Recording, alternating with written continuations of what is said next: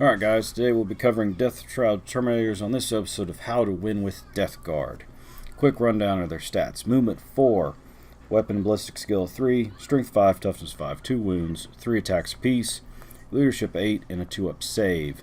The champion does have 4 attacks as opposed to 3 attacks, so it's important to denote him in your units so that everybody knows which one has the more attacks. You don't get choices with gear.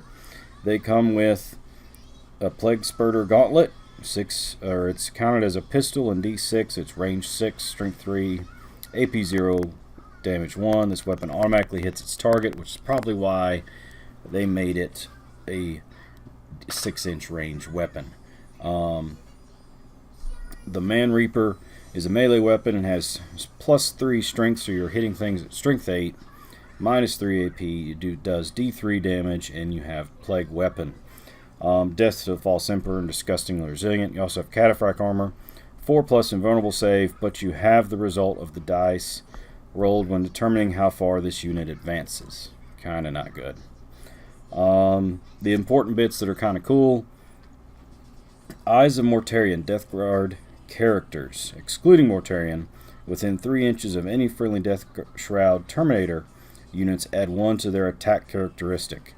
So if you need to get a little bit more melee oomph in and these guys are in there, then hey, at least you've got a little bit more oomph to kind of go into the opponent with. Silent Bodyguard. Roll a die each time a friendly Death Guard character is hit by a ranged or melee weapon whilst he is within 3 inches of this unit. On a 2+, one of the Deathshroud intercepts that hit. The character is not hit by the attack, but this unit is instead. So, stand by. So, what I was thinking with this is, that rule in and of itself allows you to guard your important models, mainly the characters, obviously, but if you put Typhus on the table, and for some reason he is not behind everybody else that he's supposed to be behind, so he can't be targeted, and somebody gets a shot on him, these guys can be close by, help protect him. And of course, we always want to protect the big man himself, Mortarion. Because even though Mortarion has 18 wounds and all this other cool stuff going on, he can still be shot off the table. If I remember one YouTube video I saw properly, it was some amazing shooting from the opponent, but in one round, they were able to take Mortarion off the table, and that's 400 and something points. I mean, that's huge. So these guys, I think you could drop them in like a deep strike unit behind your other Termies, the Blight Lords, and allow them to hit a little bit better, hit a little bit harder. Excuse me. They're gonna have to be up close and personal, but that's what these guys like to do.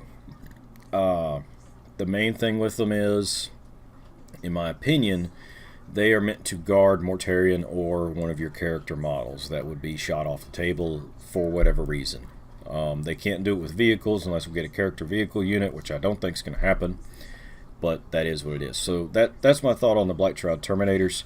Let me know what your thoughts on them are in the description below. The next image coming up is a Forge World Terminator for Death Guard, and personally, I like this model a lot. I think this model is a lot better looking than the current Deathshroud. Now granted, this does not match the aesthetic of the Deathshroud, having all the nurgly bits and everything else. This is basically a Marine in armor with a scythe. However, I just kind of like them better. I mean, I think they're a little bit cooler looking. They're obviously a little bit cleaner looking because, again, they don't have all the nurgly bits on them. But at least you have a model that, in my opinion, if you had a unit of these guys and you wanted to run them with something else, you easily could. You just wouldn't have to do that much to change it. But again, just my opinion on model appearance and aesthetics. I like the Deathshroud models. I think they look okay. I like this guy better. Y'all let me know what y'all think of the video. Leave a comment in the description below. Remember to like, comment, and subscribe, and we'll see you in the next one.